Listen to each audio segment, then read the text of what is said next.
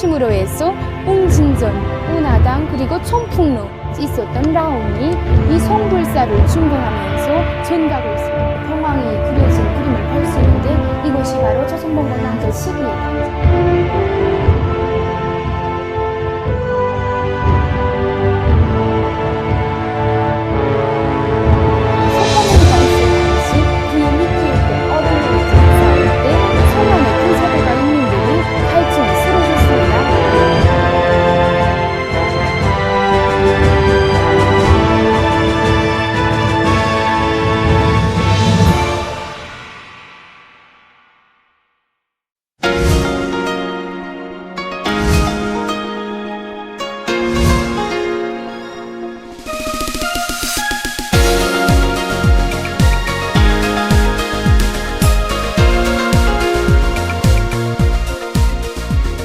여기가 바로 우리나라 역사에 이름을 남긴 송불사입니다. 송불사라는 이름을 가지게 된 것은 바른 마음을 가지고 열심히 빌면 송인, 축부처가 된다는 의미를 가지고 있다고 합니다.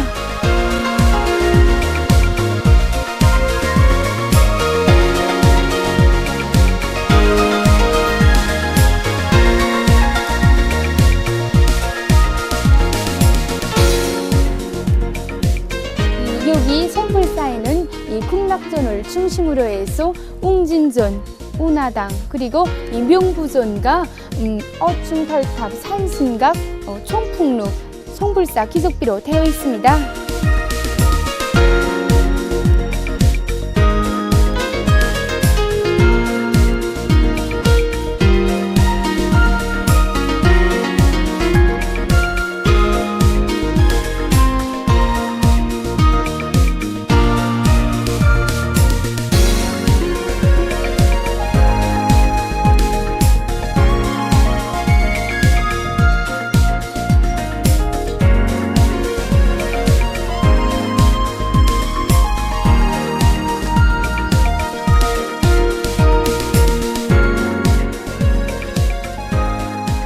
이 기석비가 바로 1727년 용조 3년에 세워진 송불사 기석비입니다. 여기에는 대체로 이러한 내용이 적혀져 있습니다. 소산대사의 6세 제자인 수월 재현이 짓고 썼다. 이 나라는 스스로 별천지를 이룬 것이다. 이름난 산과 기이한 거장이 많으니 옛날 삼신산이라 일컬어줬던 것이 모두 우리나라에 있으며 두보가 말한 방장산은 서만 밖에 있다는 이야기도 다 그럴 만한 까닭이 있었소이다. 종방산 앞으로는 큰 파도 일렁이는 바다가 서 있고 뒤에는 겹겹이 막아선 매부리를 끼고 있어 한 사나이가 길목을 막아선다면 만명의 장부도 길을 열 수 없는 것이다. 송불사란 사람의 성품을 처음으로 덜린다는 뜻이고 사찰이 기대고 있는 천송산이라는 이름은 인물이 많이 난다는 뜻이다 라고 적혀져 있습니다. 이 비문에 의하면 이 거려 말기에 이름난 중이며 경효왕의 왕사로까지 있었던 라옹이 이 송불사를 중견하면서 전각을 세웠으며 서나무를 심고 불교 기물들도 모두 일신했다고 합니다.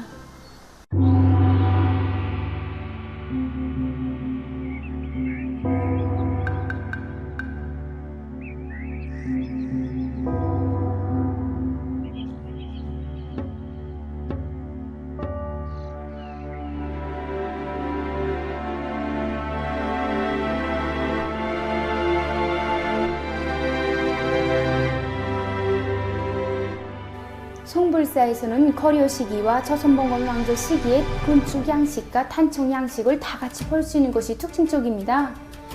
여기 명부존의 이 대보들에는 이 영과 이 봉황이 그려진 그림을 볼 수 있는데 이것이 바로 조선봉건 왕조 시기의 탄청이라고 합니다.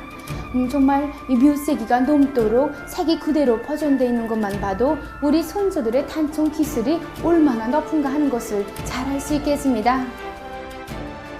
여기 웅진전에서 저의 눈길을 끄는 것은 이 석가모니상 양옆으로 주름이 놓여있는 란이라고 불리우는 불상들입니다. 500명에 달하는 이 정교하면서도 각이하게 형상한 불상들은 같은 인상 특징이 하나도 없는데 정말 보면 볼수록 감탄을 자아내고 있습니다. 하지만 이 불교를 숭상하는 사찰이라고 해서 이 500라한상이 다 안치되어 있는 것은 아니라고 합니다.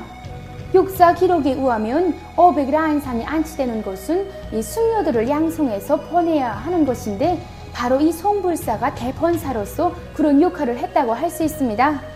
이 500명에 달하는 라한상들은 이 석가모니가 있을 당시 그의 밑에 있던 500명의 제자들을 뜻한다고 합니다. 정말 서로 각이하게 형상한 이 라한상들을 통해서도 우리 선조들의 그 창조적인 지혜와 재능을 엿볼 수 있습니다. 이 송불사에 특이한 점이 하나 있는데 그곳이 바로 이 촌풍루 마루에 올라서면 이 마당과 온도 차이가 한 3도 정도 있다는 곳입니다. 그래서 무더운 여름에도 여기 마루에 올라서면 시원하고 30분 정도 지나면 막 춥다고 합니다. 정방사는 역사의 자취가 오려있는 것으로 해서 유명하지만 그보다도 조선의 국화인 목란꽃이 태어난 것으로 해서 더욱 이름이 났다고 할 수 있습니다. 1923년 창덕학교 시절에 동무들과 함께 여기 정방산에 수학여행을 오신 오보이 수령님께서는 여기서 유달리 희고 아름다운 꽃을 보게 되셨습니다. 항일의 나날에도 이 꽃을 생각하시며 아름다운 저곡항산을 그려보신 오보이 수령님께서는 1964년 8월 19일 그 꽃을 찾으시어서는 한박꽃으로 불리우던 꽃나무의 이름을 목란으로 달아주시고 우리나라의 국화로 빛내주셨습니다. 이 나무가 바로 이 목란꽃나무입니다. 이 목란꽃은 5월 내지 6월에 활짝 꽃이 피는데 여기 정방산의 목란꽃들은 아직 꽃망울들이 활짝 피지 않은 상태에 있습니다. 우리나라 북부 고산지대를 제외한 각지에 숲기가 비교적 많은 곳에 분포되어 있는데 목란꽃은 우리 인민들의 그 순결하고 깨끗한 마음을 담고 있습니다. 산골짜기에 뿌리 내리고 세세년년 피어왔건만 그 누구도 알아주지 못한 꽃. 정방산의 그 꽃이 저곡의 풀 한 폭이 나무 한 그루라도 다 귀중히 여기시는 위대한 수령님들의 따뜻한 손길 아래 오늘은 조선의 국화로 다시 세상에 태어나게 됐습니다. 이런 뜻깊은 사연이 있어 민족의 역사가 깃든 정방산은 조선의 국화가 태어난 고장으로 더욱 유명해지게 됐습니다. 정방산 유원지의 특이한 점은 많이 걷지 않아도 각이한 명소들을 마음껏 즐길 수 있다는 것입니다. 전설도 많은 정방산에는 삼형제 멋에 대한 이야기도 있습니다. 이렇게 이러금 우거진 걸작의 풍치를 한껏 덮어주며 충충이 길게 놓인 세 개의 멋이 바로 삼형제 장수에 대한 전설이 깃든 삼형제 멋입니다.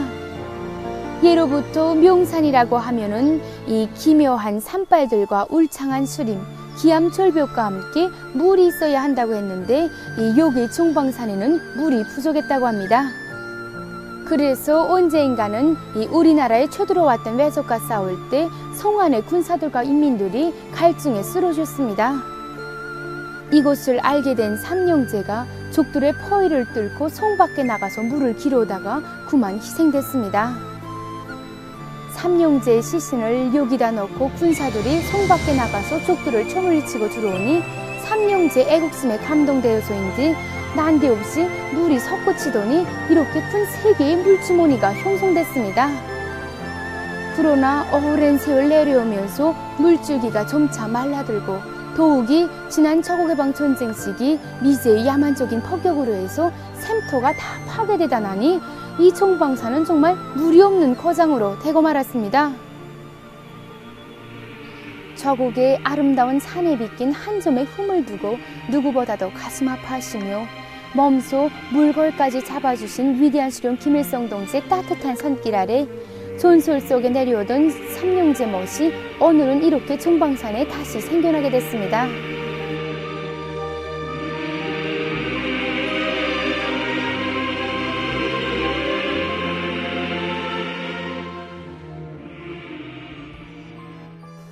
민족의 자취를 찾아 정방산에 대한 탐방의 길에 올랐던 저는 이 역사의 진리를 안고 정방산을 떠나게 됩니다. 역사의 진리란 바로 아무리 아름다운 산천 경계를 자랑하는 명산일지라도 그곳을 지켜주고 가꿔주는 위대한 손길이 없다면 민족의 자치도 아름다운 산천 경계도 역사의 이끼 속에 묻혀 영원히 자기의 빛을 잃게 된다는 것입니다. 그럼 민족의 자치를 찾아보는 다음 시간을 또 기다려 주십시오.